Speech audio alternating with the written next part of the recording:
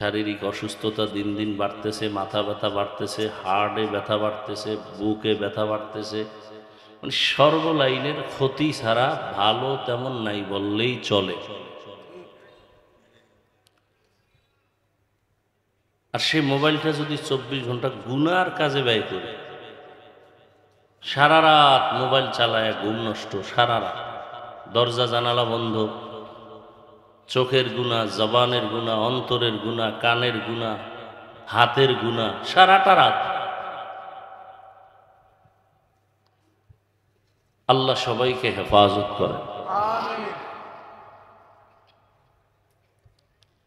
আপনি যদি অন্যের মেয়ের দিকে খারাপ দৃষ্টি দেন, ভালো করে মনে রাখবেন, আপনি মানে ওভার 100 মনে রাখবেন যে আপনার মেয়ের দিকে ভিন্ন কেউ নজর দিতেছে। আপনি যদি অন্যের বোনের দিকে খারাপ দৃষ্টিতে তাকান, আপনাকে ওভার 100 মনে রাখতে হবে আপনার বোনের দিকেও ভিন্ন কেউ খারাপ দৃষ্টি দিতেছে। আপনি যদি অন্যের স্ত্রীর দিকে খারাপ দৃষ্টিতে তাকান, তো আপনার স্ত্রীর দিকেও খারাপ দৃষ্টিতে কেউ তাকাবে। আপনি যদি কারো মায়ের দিকে খারাপ দৃষ্টিতে তাকান, তো আপনার মায়ের দিকে অন্য খারাপ দৃষ্টিতে তাকাবে। এবং এটা বাস্তব, কোনো সন্দেহ নাই। এ বিষয়ে আমরা চিন্তা করি না। নগদ কিছু আনন্দ পাওয়ার জন্য আমরা সব ভুলে যাই। ধর্ষণ বন্ধ করতে কে না চায়? ধর্ষণ না হোক, শিশু বাচ্চা ধর্ষিতা হয়। সমস্ত কথার একমাত্র মূল কথা, এই ধর্ষণ বন্ধ করার একটাই মাত্র চাবি, চোখের দর্শন বন্ধ করতে হবে। এই চোখের দর্শন যতদিন পর্যন্ত কন্ট্রোল না হবে, ততদিন পর্যন্ত ধর্ষণ বন্ধ হবে না। একটা পুরুষ বেগানার দিকে তাকাইয়া দেখে যে অনেক সুন্দরী, এবার অন্তরে গুনাহ শুরু হয়ে গেছে। এরপরে কি হয়, আমার বউ তো এত সুন্দর না, আমার বউ তো এত পরিপাটি না। এবার বউয়ের উপরে খারাপ ধারণা, অন্যের স্ত্রীর উপরে ভালো ধারণা, সংসারে ঝামেলা বাড়তে থাকে, মানসিক অবস্থা দুর্বল হতে থাকে। এজন্য ধর্ষণ বন্ধ করার আগে দর্শন বন্ধ করতে হবে। আর দর্শন চূড়ান্ত পর্যায়ে আমাদেরকে খারাপ দিকে নিয়ে যাচ্ছে এই মোবাইল। সবসময় দোয়া করি, আজও করি, আল্লাহ মোবাইলের গুনাহ থেকে আমাদেরকে হেফাজত করে।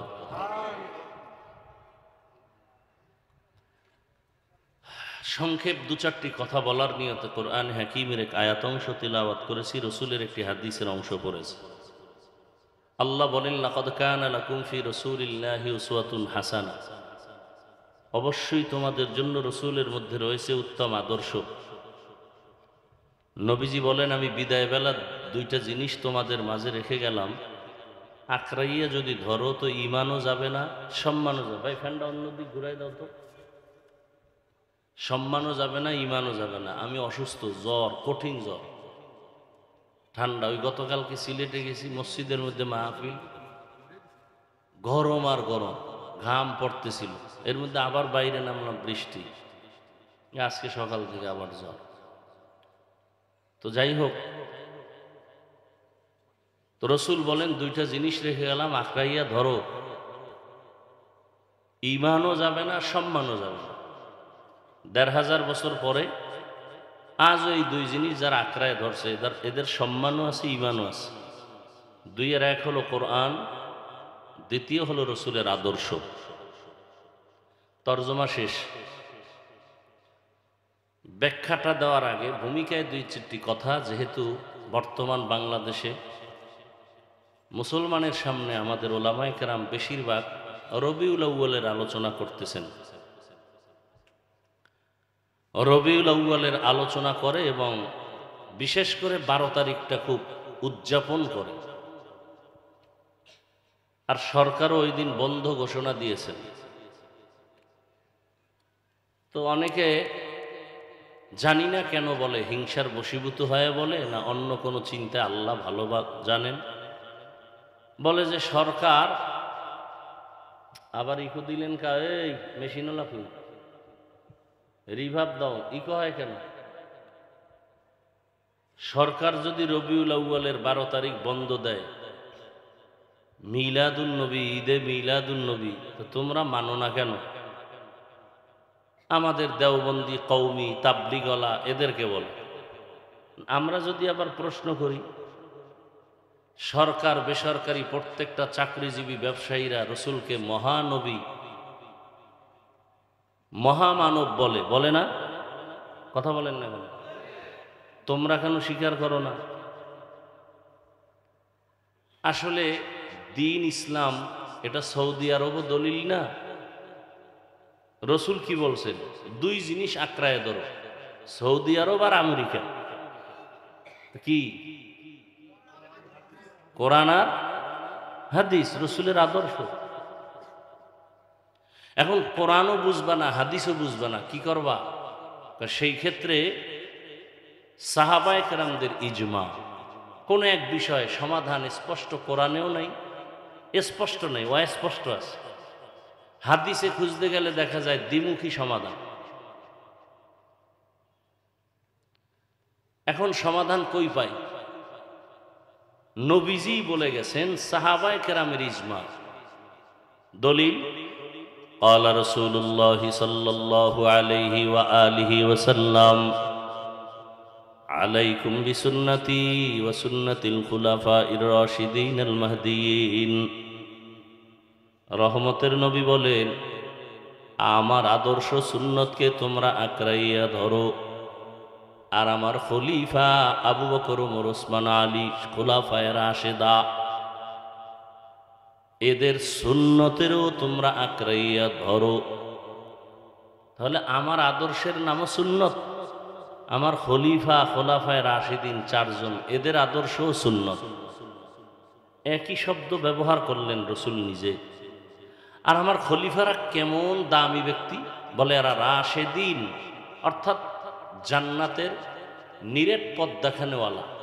বলে কেমন পথ দেখায় তারা? বলে মাহদিয়িন, এরা হেদায়াত প্রাপ্ত, এরা যে পথ দেখাবে এতে কোনো ভুল নাই, ঝামেলা নেই। এখন সাহাবায়ে কেরামদের থেকে সমাধান নিতে হবে। সাহাবাদের মধ্যে ইখতিলাফ আছে, একই বিষয় এক একজন এক এক রকম বলছেন। যেমন নবীজি মেরাজে গেছেন, সহিহ মুসলিম শরীফে উল্লেখ আছে আম্মাজান আয়েশা থেকে, নবীজি বলেন, রাআইতু রব্বি আযজা ওয়া জাল্লা, আমি আমার রবকে দেখেছি মেরাজে। আর একজন সাহাবী বলেন, ডাইরেক্ট রসুল আল্লাহকে দেখেন নাই। এইভাবে পরস্পর বিরোধী সমাধান কোথায় পাবেন? সমস্যা হয়ে গেছে সাহাবাদের মাঝেও।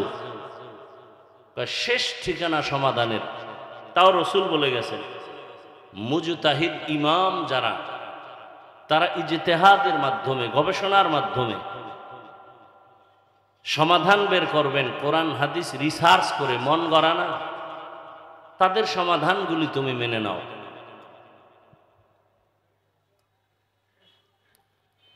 মোবাইল এক যুগে ছিল না, এখন মোবাইল আছে।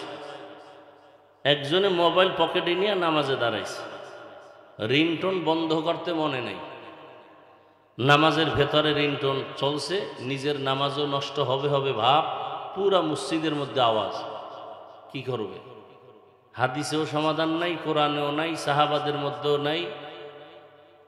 এখনের সমাধান কোথায় পাবেন? কোরআন খুঁজলে পাবেন না, হাদিস খুঁজলে পাবেন না।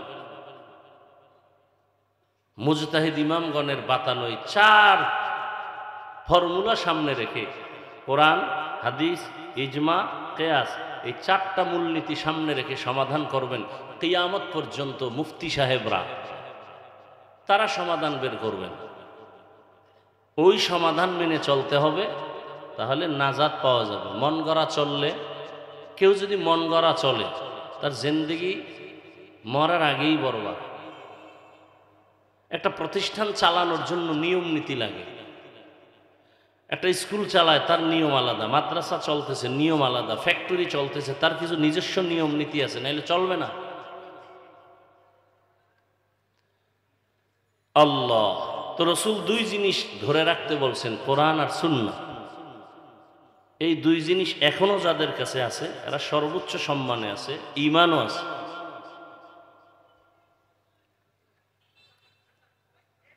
রবিউল আউয়াল রসুলের আগমনের মাস, রসুলের বিদায়ের মাস, মাল ইখতিলাফ, মতানৈক্য আছে। তবে রসুল দুনিয়াতে আসছেন, এটাকে আরবিতে মিলাদুন নবী বলে। এ বিষয়ে ব্যানার মিছিল কত কিছুই আমরা দেখি বাংলাদেশে, কিন্তু রবিউল আউয়ালে আরো কিছু যে আমরা পেয়েছি এ নিয়ে আলোচনা হয় না। কেন?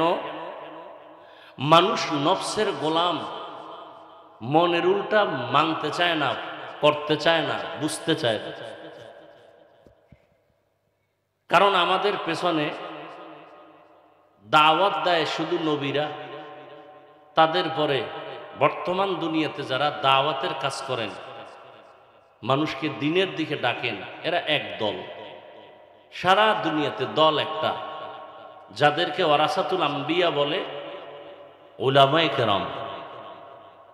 কিন্তু আপনাকে খারাপের দিকে বয়ান করতেছে তিন দল। কয় দল? মানুষ শয়তান, জিন শয়তান, নফস শয়তান। এই তিন দল যখন আপনাকে বয়ান করতে থাকে, এত নামাজ পড়ে লাভ নাই, এত রোজা রেখে লাভ নাই, তিন শয়তান আপনাকে বুঝাইতেছে অল টাইম, তখন এক দলের বয়ান অন্তরে থাকে না।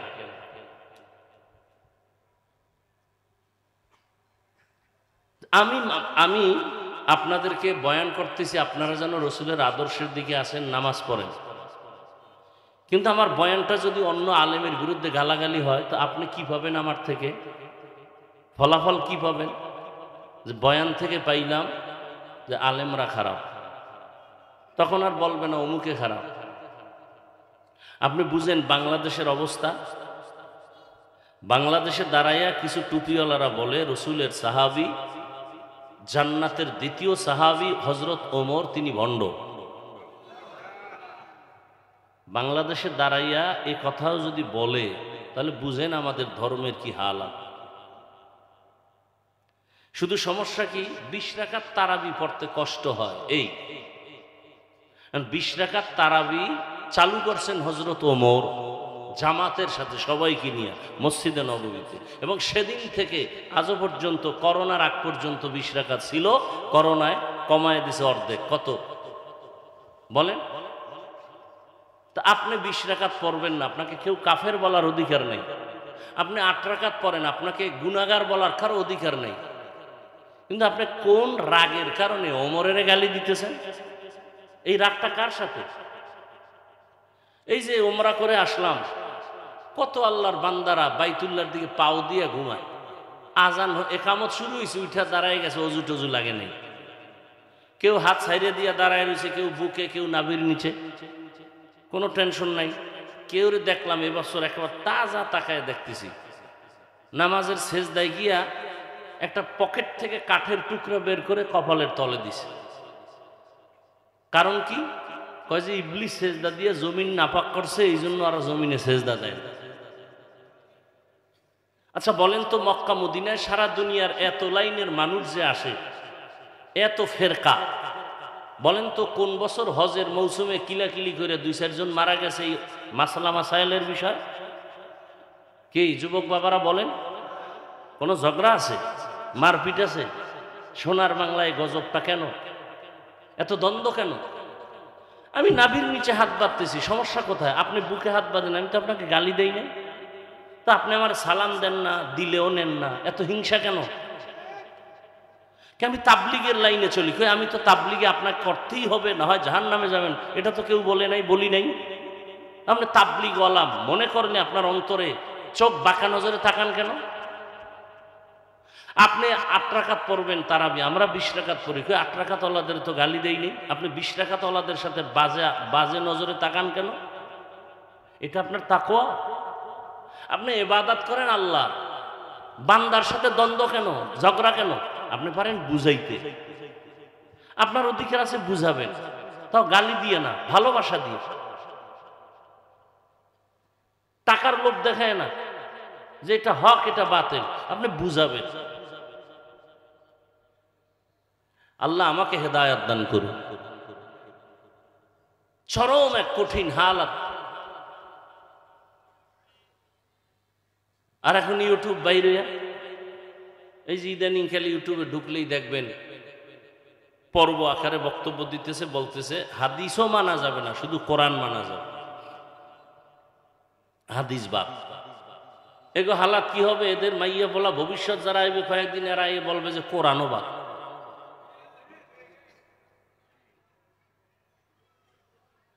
আপনি আশ্চর্য হবেন, আপনার কাছে কেমন জানি লাগে জানি না, কঠিন হালাত এদের। আর এরাই জনসাধারণ নিয়ে ভাবে না, এরা কোথায়? ওই শিক্ষিত সমাজ, ভার্সিটি, কলেজ, ওখানে গিয়া গিয়া গিয়া গিয়া গিয়ে না উল্টা পাল্টা বিভিন্নভাবে বুঝাইয়া এদেরকে কনভিন্স করতেছে। আল্লাহ সব ভাইকে হেদায়েত দান করুন। বড় কঠিন হালাত।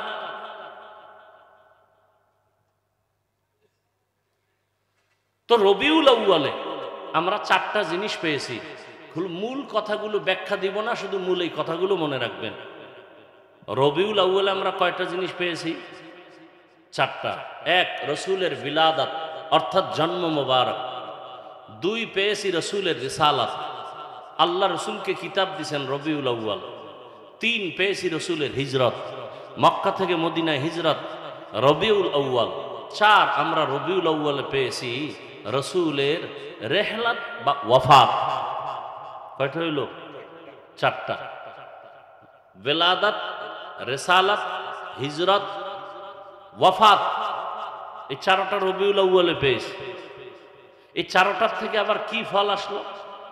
বেলাদাতের মাধ্যমে আমরা পেয়েছি আজাদিয়াত, মুক্ত স্বাধীনতা।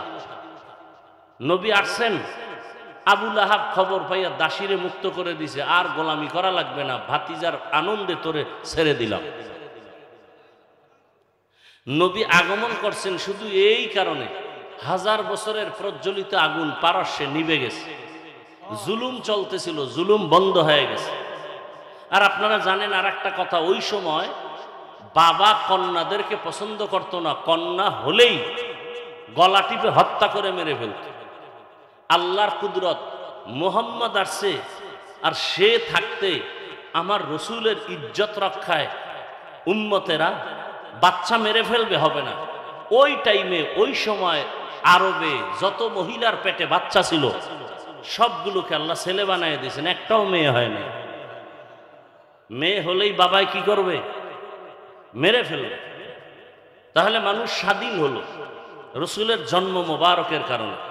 শুধু তাই না, বাঘ আর হরিণ একসাথে এক জায়গায় পানি পান করতেছে, সব স্বাধীন। আর 2, রবিউল আউয়ালে পেয়েছি আমরা রেসালাত। রেসালাতের ফল হলো শরিয়াত। মানুষের জীবনটা সুন্দরভাবে পরিচালনার জন্য কিছু নিয়ম নীতি আছে, কোনটা হালাল, কোনটা হারাম, কোনটা বৈধ, কোনটা অবৈধ, কোনটা ঠিক, কোনটা ব্যাঠিক, এর নাম শরীয়ত।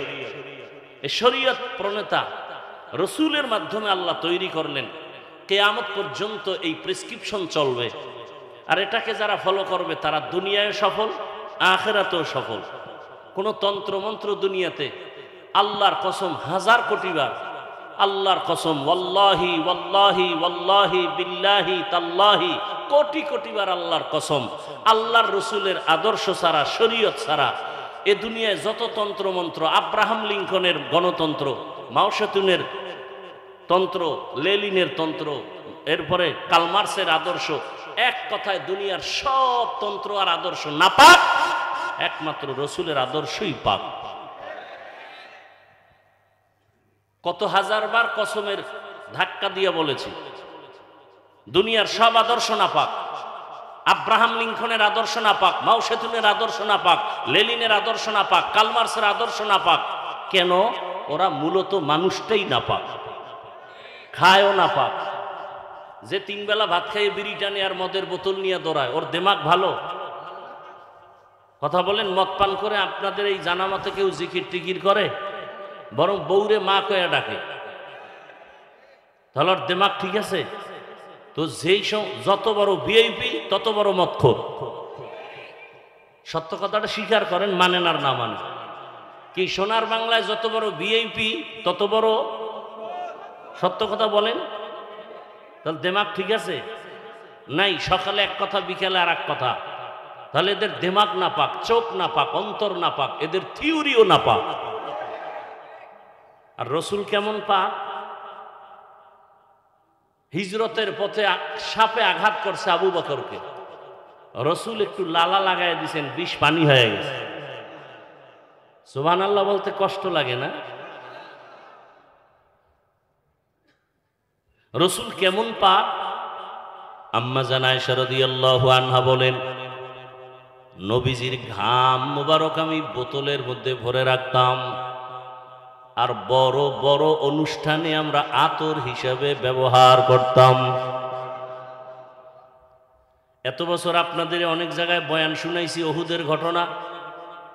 রহমতের নবীর দান্দান শহীদ হয়ে গেল, সারা মদিনায় আওয়াজ হয়ে গেছে আব্দুল্লাহর ছেলে মোহাম্মদ নাই। পাগলের মতো বেলাল দৌড়ায়, একজন মহিলাও দৌড়ায়। লোকেরা সামনে হুদিরা কয়, তুমি দৌড়াও কেন? কয় মোহাম্মদ নাকি নাই। বলে তোমার ছেলে নাই, আগে খবর লও। কয় ছেলেরটা বাদ দাও, মোহাম্মদের খবর বলো। হযরত আলী সহ কয়েকজন সাহাবা রহমতের নবীকে উঠাইয়া কাঁধে নিয়া উহুদের বিশাল পাহাড়ের পার্শ্বে রাখলেন। নবী ওখানে একটু পাথরের উপরে মাথা দিয়া বিশ্রাম নিলেন। ওই পাথর থেকে ১৫০০ বছর পর্যন্ত এখনো শুধু মেশকের ঘ্রাণ আসতেছে। এই বয়ান এত বছর শুনাইছি, আর এবছর যাই নিজে দেখছি ওই জায়গাটা আটকায় রাখছিল সরকার, এবছর ডাইরেক্ট খুলে দিছে উহুদের পাহাড়ের ভিতরে। গিয়া মাথাটা ঢুকাইলাম, গিয়ে ওখানে দাঁড়ানো মাত্র দেখি মেশকের ঘ্রাণ আসতেছে, সুন্দর ঘ্রাণ। ওই ঘ্রাণওয়ালা কোনো আতর জমিনে আমি পাই নাই। ভালো করে একটু ভিতরে গিয়া তাকায় দেখলাম একজন আর বেশি ঢুকা যায় না, সিনা পর্যন্ত ঢুকে। যে কেউ আবার আতর টাতর মাইখে গেল নি রাতের অন্ধকারে। আসলে দেখলাম না। তাহলে কেমন রসুল? যার শরীর মুবারকে মৃত্যু পর্যন্ত কোনোদিন একটা মশা মাছি পড়ে নাই, আল্লাহ হারাম বানায় দিছেন। নবী যখন রাস্তা দিয়ে চলতেন মেঘ ছায়া দেয়, সূর্যের গরম যেন রসুলের কষ্ট না হয়। রহমতের নবী তার হায়াতে কোনোদিন একটা মিথ্যা কথা বলেন নাই। একটা প্রমাণ দাও, আমি আর রসুলকে মানব না, একটা প্রমাণ দাও। কোনো দ্বন্দ্ব নাই, জিহাদ টিহাদের দরকার নেই, খালি প্রমাণ দাও যে তোদের রসুল একটা মিথ্যা বলছে, প্রমাণ দাও, আমি রসুলকে ছেড়ে দিব। শুধু তাই, রসুল তার হায়াতে কোনোদিন একটা গালি কাউকে দেন নাই, বরং হাজারো বিধর্মীরা রসুলকে গালি দিছেন, রসুল জবাবও দেন নাই। দাঁড়ায় দাঁড়ায় নবীরে গালি দেয় ইচ্ছা রকম, রসুল হাসে। আবু বকরের মেজাজ গরম হয়ে গেল, নবী ইশারা দেন ওরে এক্ষুনি ধরে ফেলি। নবী ইশারা দিয়া খায় খবরদার চুপ। নবীরে গালি দিবে, উম্মত সহ্য করবে, এটা কেমনে হয়? আবু বকর দাঁড়ায় গেছে কিছুক্ষণ পর, আর সহ্য করতে পারে না। নবীর চেহারাটা মলিন হয়ে গেল, বেজার হয়ে গেলেন। ইহুদি গালি দিয়া চলে যাওয়ার পরে আবু বকর বলেন, ইয়া রাসূলুল্লাহ, আপনি রাগ করলেন, মন বেজার কেন? বলে, আমি নিষেধ করেছি, তুমি জবাব দিবা না। আমি তাকায় তাকায় দেখতেছিলাম, ইহুদি যখন গালি দিতেছে আল্লাহর পক্ষ থেকে এক ফেরেশতা আমার পক্ষ হয়ে জবাব দিতেছিল। তুমি যখন নিজের হাতে বিচার নিয়েছো, রহমতের ফেরেশতা চলে গেছে, আমার মনটা বেজার হয়ে গেছে। এই মিয়া, এত প্রতিশোধ নেন কেন?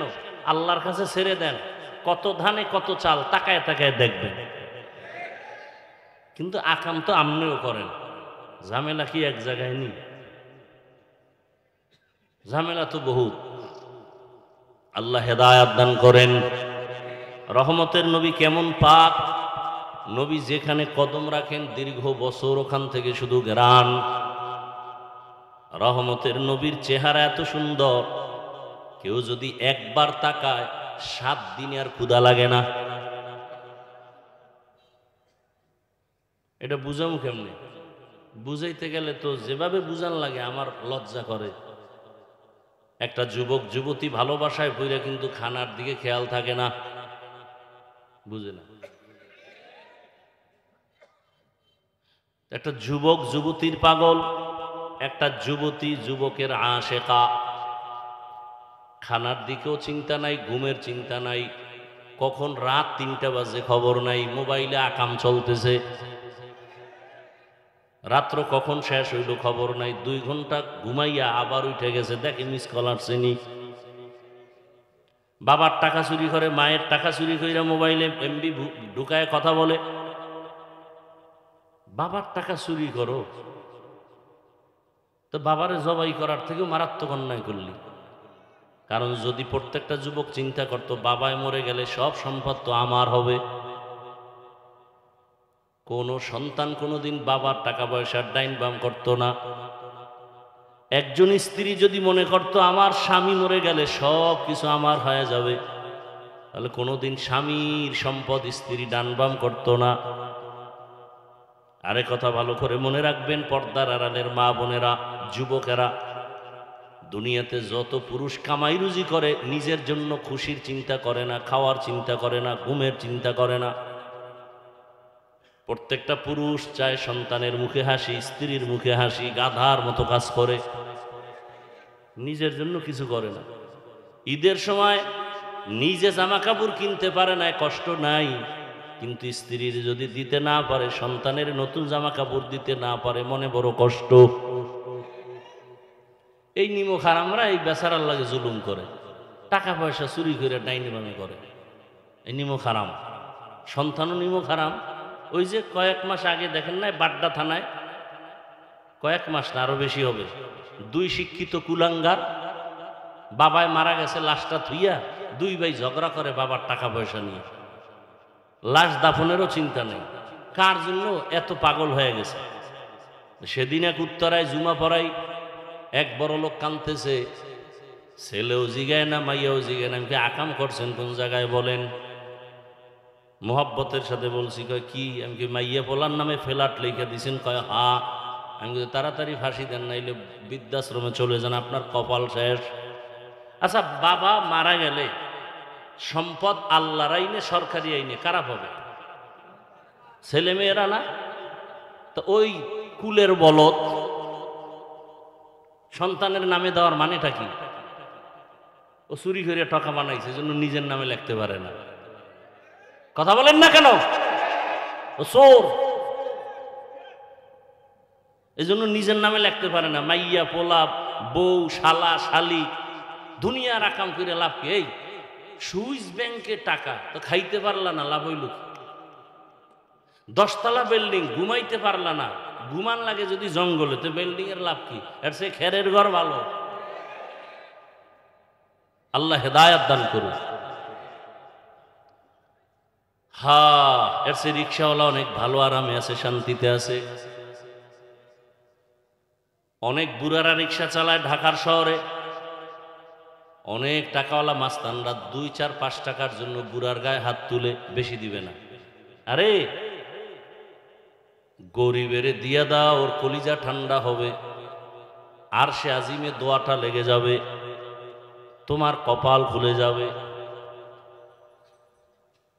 রহমতের নবী বেলাদাতের মাধ্যমে আমরা পেয়েছি আজাদিয়াত, মুক্ত স্বাধীনতা। রবিউল আউয়ালে পেয়েছি রিসালাত মানে শরিয়াত। এরপরে পেয়েছি হিজরত, মদিনায় হিজরত করার মাধ্যমে পেয়েছি নুসরত, আল্লাহ পাকের ডাইরেক্ট সাহায্য। উহুদ, বদর, খন্দক যুদ্ধ চলতেছে, গনিমতের মাল আসতেছে, নবী ভাগ কইরা কইরা সাহাবাদেরকে দিতেছেন। সাহাবায়ে কেরাম টাকা নিয়ে বাজার করে, ঘর করে, স্বাধীনতার সাথে শান্তির জীবন যাপন শুরু হয়ে গেল। ডাইরেক্ট আল্লাহ ফেরেশতা পাঠাইলেন, সাহায্যের দরজা খুলে দিলেন। ওয়াফাতের মাধ্যমে রসুল চলে গেলেন। এখানেও আমরা হাদিয়া পেয়েছি নিজামে খেলাফত। দেশটা কেমনে চালাবে, কারা চালাবে, নিয়ম কি হবে, এটা রসুলের ইন্তেকালের পর থেকে শুরু হয়েছে। খোলাফায়ে রাশিদিন, প্রথম খলিফা আবু বকর, দ্বিতীয় ওমর, তৃতীয় ওসমান, চতুর্থ হযরত আলী রাদিয়াল্লাহু তাআলা আনহুম আজমাইন। এরা জমিনটা পরিচালনার নিয়ম নীতি সব কিছু দেখায় গেছেন। রহমতের নবী এমন কোনো কাজ বাদ রাখেন নাই যেই কাজটা করতে গিয়া তুমি পেরেশান হয়ে যাবা। রসুলের আদর্শে বুঝি এটার সমাধান নাই, তাহলে এখন বেনামাজির পেছনে যেতে হবে না। নবী নিজে ধরে ধরে ধরে ধরে সব কিছু দেখায় গেছেন। ইসলাম কমপ্লিট, আনকমপ্লিট কিছু ইসলামের মধ্যে নাই। আঙ্গুলের নখগুলো কেমনে কাটবা, নবী নিজে কেটে দেখায় গেছেন। চুলগুলো কেমনে কাটবা, রহমতের নবী তাও দেখায় গেছেন। জুতাটা কেমনে পরবা, রহমতের নবী তাও দেখায় গেছেন। এমন কোনো কাজ নাই। সংসার কেমনে চালাবা, স্ত্রীর সাথে কেমন আচরণ করবা, স্বামীর সাথে কেমন আচরণ হবে, সন্তানের সাথে কেমন আচরণ হবে, মালিকের সাথে কর্মচারীর আচরণ কেমন হবে, কর্মচারীর আচরণ মালিকের আচরণ কর্মচারীর সাথে কেমন হবে, সব রসুল নিজে নিজে দেখায় গেছেন।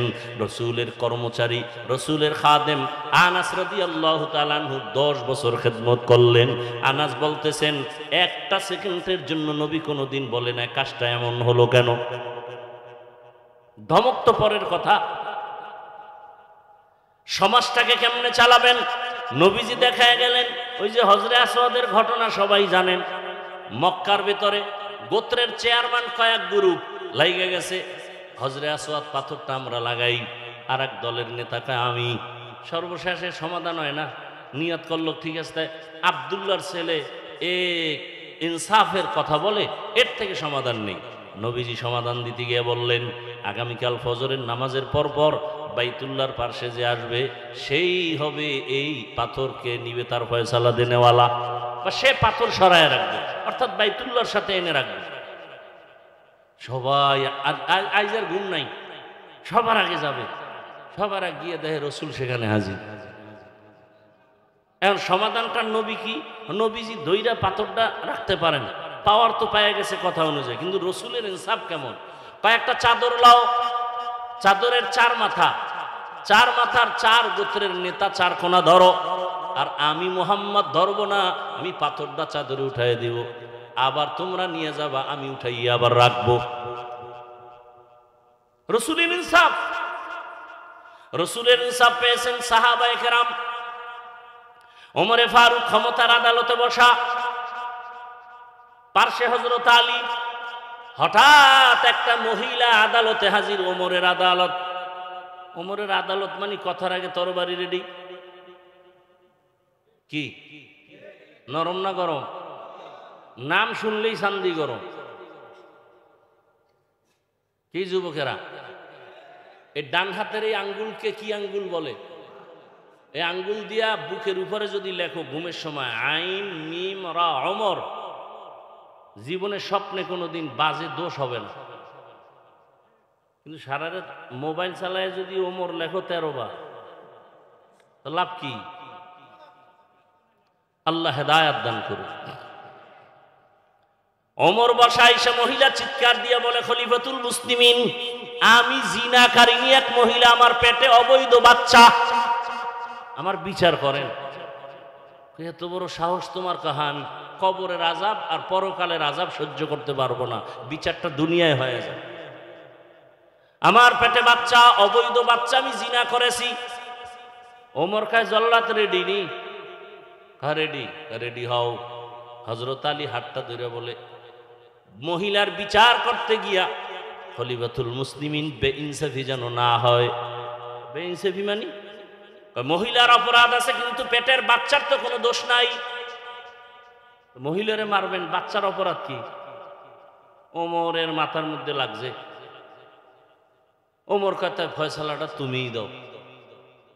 হযরত আলী বলেন আম্মা যান, নিশ্চিন্তে বাড়ি যান, আরামে খাবেন আর ঘুমাবেন, স্বাস্থ্য যেন নষ্ট না হয়, বেশি বেশি ভিটামিন খাবেন, সন্তান যেন সুস্থতার সাথে জমিনে আসে। দুনিয়াতে ভূমিষ্ঠ হওয়ার পরে সন্তানটাকে বড় বানাবেন, লালন পালন করবেন। সন্তান বড় হবে, নিজ পায়ে চলবে, যখন জ্ঞান বাড়বে নিজের পায়ে চলতে পারবে, তখন সন্তানকে ছাড়িয়ে আপনি আদালতে আসবেন, শুধু আপনার একার বিচার হবে, বেইনসাফি করা হবে না। ওমর আলীর দিকে তাকায়, লাউলা আলিয়ুন লাহালাকা ওমর, আলী আজকে যদি তুই না হইতি আমি ওমর বুঝি জাহান্নামী হয়ে যাইতাম। আর সে আলীকে 7 বছর বয়সে, কেউ বলে 8 বছর, সর্বোচ্চ 11 বছর বয়সে হযরত আলী রসুলের হাতে হাত দিয়ে কালেমা পড়ছে। ওদিকে রসুলের কি হয়, চাচাতো ভাই, এখন কি সাহাবী, কিছুদিন পরে জামাতা। এমন দোয়া দিয়ে দিছে নবী আলীরে, আনা দারুল হিকমা ওয়া আলিয়ুন বাবুহা। রহমতের নবী বলেন, আমি ইলম ও জ্ঞান ও হিকমতের ঘর, আর আমার জ্ঞানের ঘরের দরওয়াজা হলো আমার আলী। এত জ্ঞান আল্লাহ দান করেছেন। রহমতের নবীর আদর্শ এতটা সুন্দর, মক্কার চরিত্রহীন লম্পট মানুষগুলো বাইতুল্লাহ এত বড় দামি ঘর, যে ঘরের দেওয়ালের দিকে তাকাইলেই শুধু সওয়াব আর সওয়াব। জমিনার দ্বিতীয় কোনো ঘর নাই যে ঘরের দিকে তাকাইলে অনবরত সওয়াব হবে, একমাত্র বাইতুল্লাহ। ইন্না আউওয়ালা বাইতিন উযিআ লিন-নাসি লাল্লাযী বিবাক্কাতা মুবারাকাও ওয়া হুদা মুবারাকাও ওয়া হুদাল লিল আলামিন।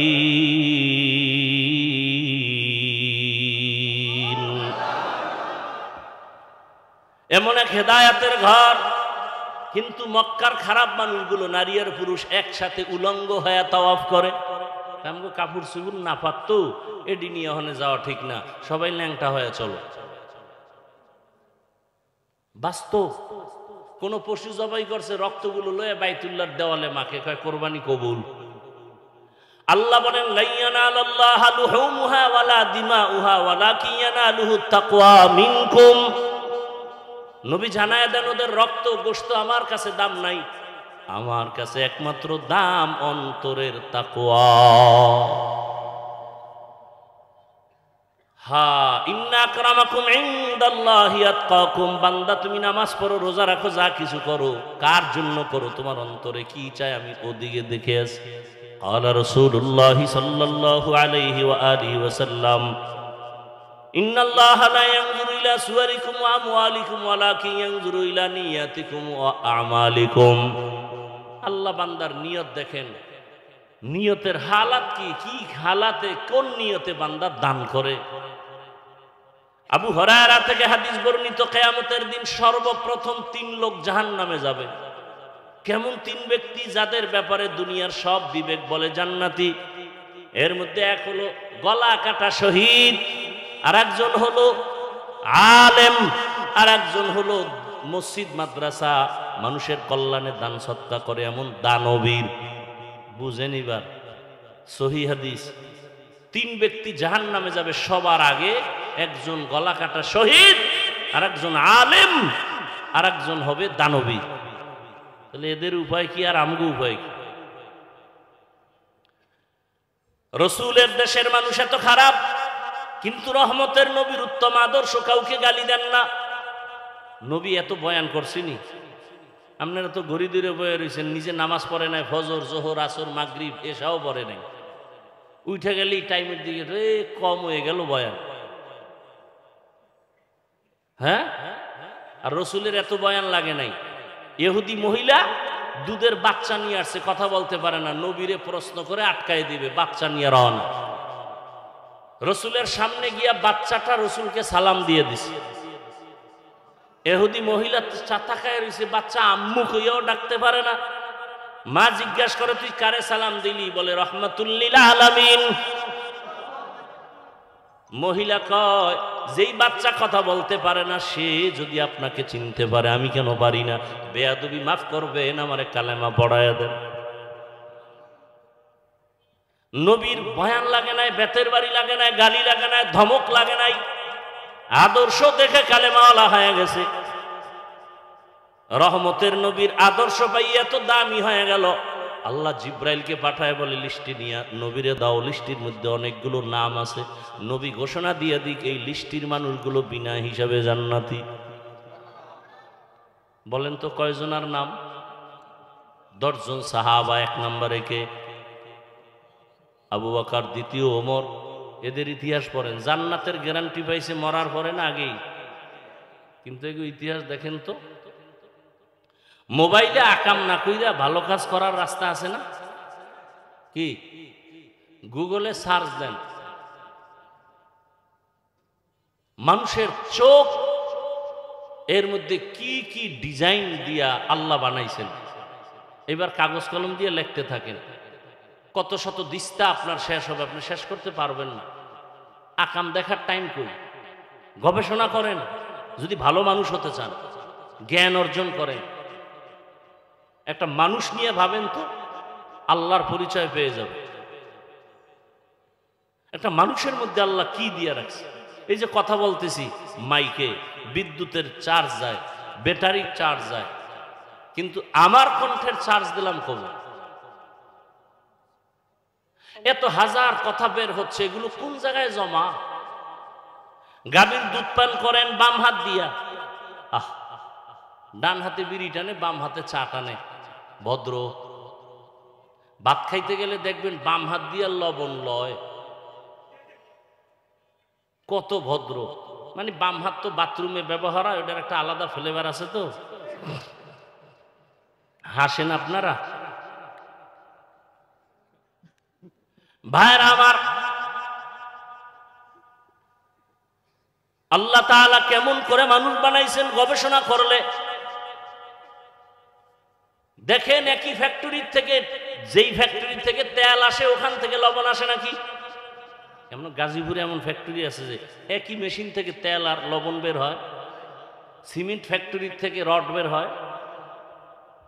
আল্লাহ কেমন মিস্ত্রি। আম্মাজান একটা ফ্যাক্টরি, ওখান থেকে 5টা সন্তান বের করলেন, কারো চেহারার সাথে কারো মিল নেই।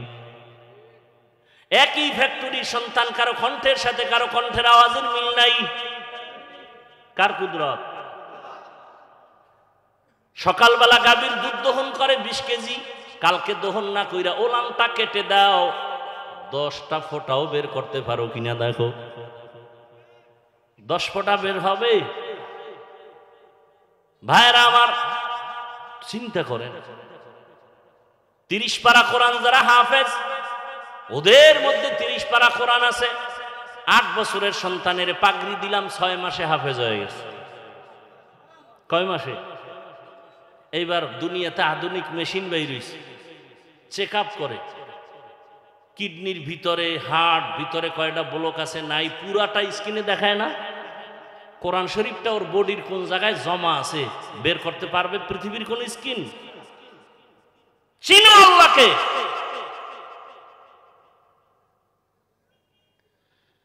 বয়ান শেষ, 2 মিনিটে 2টা কথা। যুবক বাবারা, আমি যে এতক্ষণ বয়ান করলাম, একবারও কিন্তু বলি না আমার মতো টুপি লাগাও, বলছি? আমার মতো হুজুর হও, বলছি? বয়ান শেষ, খেয়াল করবে এই কথা 2 মিনিট। আমি কিন্তু একবারও বলি নাই মাদ্রাসায় যাও, কলেজ বন্ধ করে দাও, তাবলিগে যাও বলি নাই, মাদ্রাসায় যাও, পীরের কাছে যাও বলি নাই, স্কুল ছেড়ে দাও বলি নাই, ব্যবসা ছেড়ে দাও বলি নাই, চাকরি ছেড়ে দাও বলি নাই। বরং তোমার পক্ষে স্লোগান দিয়া বিদায় নিচ্ছি, শোনো। তুমি চাকরি যারা করো, বিনয়ের সাথে বলছি চাকরি ছাড়িও না। স্কুলে পড়ো, কলেজে পড়ো, ব্যবসা করো, ছাড়িও না। ওখানে থাইকেই জান্নাতের পথটা তালাশ করো। তোমার মতো কত যুবক জেনারেল লাইনে পড়ছে, আলিফ বাতাও জানে না, স্কুল কলেজে পড়ে, র্যাব, আর্মি, পুলিশ, বিডিআরের চাকরি করে, 5 বেলার নামাজি নাই। ও শেষ। এবার নিজের জুতা কপালে বাইরাও, ঘরের দরজা লাগাইয়া যায়। ও পারলে তুমি পারো না কেন? কোনো নতুন ওয়াজের দরকার নাই। তোমার মতো যুবক ছেলেটা জেনারেল লাইনে পড়িয়া রাস্তায় গাড়ি চালায়, নামাজ পড়ে, তুমি পারো না কেন? দরজা লাগাই জুতা দিয়ে কপালের বাড়ি দাও। তোমার কপালে কার অভিশাপ লাগছে? তোমার মতো যুবক ইঞ্জিনিয়ার, ডাক্তার, প্রফেসর 5 ওয়াক্ত নামাজ পড়ে, বলো তুমি কেন পারো না? তোমার মতো জেনারেল লাইনের যুবক ছেলেটা শ্রমিকের কাজ করে, রড ফ্যাক্টরি, সিমেন্ট ফ্যাক্টরি, রিক্সা চালায়, 5 ওয়াক্ত নামাজ পড়ে, তুমি পারো না কেন? আর কোনো ওয়াজের দরকার নাই। তোমার মতো সন্তান শিক্ষক, শিক্ষিকা, 5 ওয়াক্ত নামাজ পড়ে, তোমার মতো যুবক 5 বেলার নামাজ পড়ে, চাকরি করে, 5 বেলার নামাজ পড়ে, ব্যবসা করে, বলো তুমি কেন পারো না? ও বাবা, কয়দিন আর যৌবনের বাহাদুরি করো বা? দেখো না, কয়দিন আগে আমি বাহিরে ছিলাম, যে বিদেশ থেকে টাকার গাট্টি লয়ে আসছে, স্বর্ণ নিয়ে আসছে, বাড়ি পর্যন্ত যেতে পারে নাই, রাস্তার ঢালে গাড়ি পইরা স্ত্রীও মারা গেল, সন্তানও মারা গেল, স্বামী বেচারা টাকা লয়ে কানতেছে, বিদেশ থেকে এসে আমার কপাল খারাপ।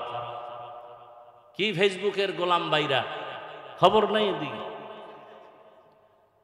ইদানিং যত লাশের খবর, যুবক যুবতীর লাশ,